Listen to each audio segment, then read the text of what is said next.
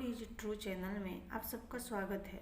आज हम सुनेंगे देवउठनी एकादशी व्रत की 3 पौराणिक कथाओं को। शिव महापुराण के अनुसार पौराणिक समय में दैत्यों का राजा दंभ हुआ करता था। वह बहुत बड़ा विष्णु भक्त था। कई सालों तक उसके यहाँ संतान नहीं हुई। इसके कारण उसने शुक्राचार्य को अपना गुरु बनाकर उनसे श्री कृष्ण मंत्र प्राप्त किया। यह मंत्र प्राप्त करके उसने पुष्कर सरोवर में घोर तपस्या की। भगवान विष्णु उसकी तपस्या से प्रसन्न हुए और उसे संतान प्राप्ति का वरदान दे दिया। भगवान विष्णु के वरदान से राजा दंभ के यहाँ एक पुत्र ने जन्म लिया। इस पुत्र का नाम शंखचूर्ण रखा गया। बड़ा होकर शंखचूर्ण ने ब्रह्मा जी को प्रसन्न करने के लिए पुष्कर में घोर तपस्या की। उसकी तपस्या से प्रसन्न होकर ब्रह्मा जी ने उसे वरदान मांगने को कहा। तब शंखचूर्ण ने वरदान मांगा कि वह हमेशा अजर अमर रहे, वह कोई भी देवता उसे मार नहीं पाए। ब्रह्मा जी ने उसे यह वरदान दे दिया और कहा कि वह बद्री वन में जाकर धर्मध्वज की पुत्री तुलसी जो तपस्या कर रही है उससे विवाह कर लें। शंखचूर्ण ने वैसा ही किया और तुलसी के साथ विवाह के बाद सुखपूर्वक रहने लगा।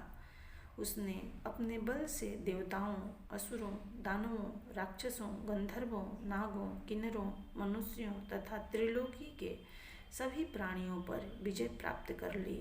वह भगवान श्री कृष्ण का परम भक्त था।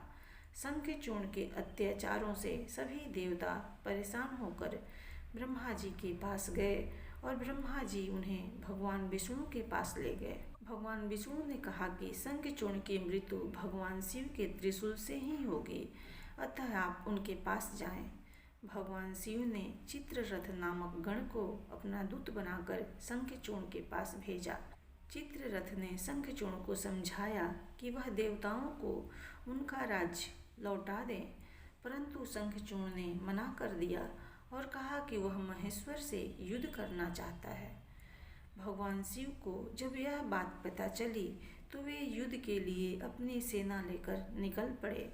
इस तरह देवताओं तथा दानवों में घमासान युद्ध हुआ, परंतु ब्रह्मा जी के वरदान के कारण शंखचूर्ण को देवता नहीं हरा पाए।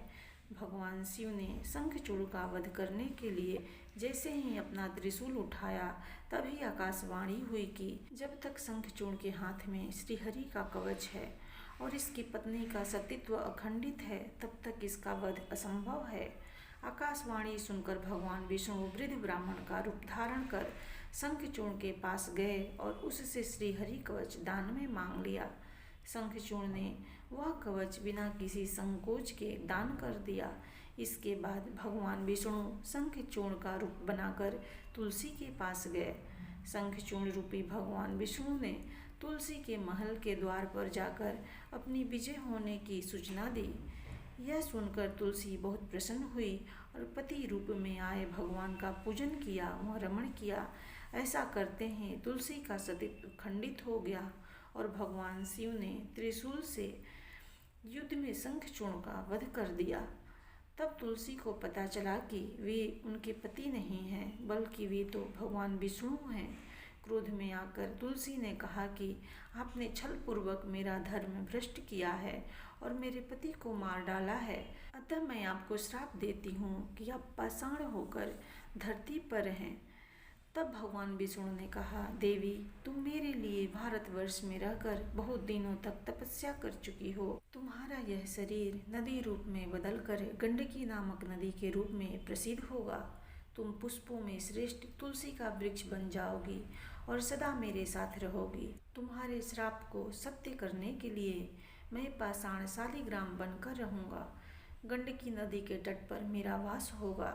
देव प्रबोधिनी एकादशी के दिन भगवान शालिग्राम व तुलसी का विवाह संपन्न कर मांगलिक कार्यों का प्रारंभ किया जाता है। एक राजा के राज्य में सभी लोग एकादशी का व्रत रखते थे। प्रजा तथा नौकर चाकरों से लेकर पशुओं तक को एकादशी के दिन अन्न नहीं दिया जाता था। एक दिन किसी दूसरे राज्य का एक व्यक्ति राजा के पास आकर बोला, महाराज कृपा करके मुझे नौकरी पर रख लें। तब राजा ने उसके सामने एक शर्त रखी कि ठीक है, रख लेते हैं, किंतु रोज तो तुम्हें खाने को सब कुछ मिलेगा, पर एकादशी को अन्न नहीं मिलेगा। उस व्यक्ति ने उस समय हाँ कर ली, पर एकादशी के दिन जब उसे फलाहार का सामान दिया गया तो वह राजा के सामने जाकर गिड़गिड़ाने लगा, महाराज इससे मेरा पेट नहीं भरेगा, मैं भूखा ही मर जाऊंगा, मुझे अन्न दे दो। राजा ने उससे शर्त की बात याद दिलाई, पर वह अन्न छोड़ने को राजी नहीं हुआ। तब राजा ने उसे आटा, दाल, चावल आदि दिए। वह नित्य की तरह नदी पर पहुंचा और स्नान कर भोजन पकाने लगा। जब भोजन बन गया तो वह भगवान को बुलाने लगा, आओ भगवान, भोजन तैयार है। उसके बुलाने पर पीताम्बर धारण किए भगवान चतुर्भुज रूप में आ पहुँचे तथा प्रेम से उसके साथ भोजन करने लगे।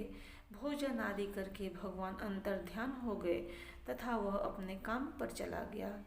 15 दिन बाद अगली एकादशी को वह राजा से कहने लगा कि महाराज मुझे दुगना सामान दीजिए। उस दिन मैं तो भूखा ही रह गया।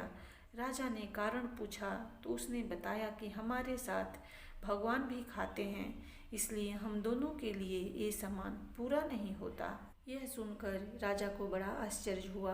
वह बोला, मैं नहीं मानता कि तुम्हारे साथ भगवान खाना खाते हैं। मैं तो इतना व्रत रखता हूँ, पूजा करता हूँ, पर भगवान ने मुझे कभी दर्शन नहीं दिए। राजा की बात सुनकर वह बोला, महाराज यदि विश्वास न हो तो साथ चलकर देख लें। राजा एक पेड़ के पीछे छिपकर बैठ गया। उस व्यक्ति ने भोजन बनाया तथा भगवान को शाम तक पुकारता रहा, परंतु भगवान न आए। अंत में उसने कहा, हे भगवान, यदि आप नहीं आए तो मैं नदी में कूदकर प्राण त्याग दूंगा। लेकिन भगवान नहीं आए। तब वह प्राण त्यागने के उद्देश्य से नदी की तरफ बढ़ा। प्राण त्यागने का उसका दृढ़ इरादा जान शीघ्र ही भगवान ने प्रकट होकर उसे रोक लिया और साथ बैठकर भोजन करने लगे। खा पीकर वे उसे अपने विमान में बिठाकर अपने धाम ले गए। यह देख राजा ने सोचा कि व्रत उपवास से तब तक कोई फायदा नहीं होता जब तक मन शुद्ध न हो। इससे राजा को ज्ञान मिला। वह भी मन से व्रत उपवास करने लगा और अंत में स्वर्ग को प्राप्त हुआ। एक बार माता लक्ष्मी भगवान विष्णु से पूछती है कि स्वामी, आप या तो रात दिन जागते ही हैं या फिर लाखों करोड़ों वर्षों तक युग निद्रा में ही रहते हैं। आपके ऐसा करने से संसार के समस्त प्राणी उस दौरान कई परेशानियों का सामना करते हैं। इसलिए आपसे अनुरोध है कि आप नियम से प्रतिवर्ष निद्रा लिया करें। इससे मुझे भी कुछ समय विश्राम करने का समय मिल जाएगा। लक्ष्मी जी की बात सुनकर नारायण मुस्कुराए और बोले, देवी तुमने ठीक कहा है। मेरे जागने से सब देवों और खासकर तुमको कष्ट होता है। तुम्हें मेरी वजह से जरा भी अवकाश नहीं मिलता। अतः तुम्हारे कथनानुसार आज से मैं प्रति वर्ष 4 माह वर्षा ऋतु में शयन किया करूँगा। मेरी यह निद्रा अल्प निद्रा और प्रलयकालीन महानिद्रा कहलाएगी। मेरी यह अल्प निद्रा मेरे भक्तों के लिए परम मंगलकारी होगी। इस काल में मेरे जो भी भक्त मेरे शयन की भावना कर मेरी सेवा करेंगे और शयन और उत्थान के उत्सव को आनंद पूर्वक आयोजित करेंगे, उनके घर में मैं आपके साथ सदा निवास करूँगा। इस प्रकार देवउठनी एकादशी व्रत की कथा संपूर्ण हुई। प्रेम से बोलो भगवान विष्णु की जय।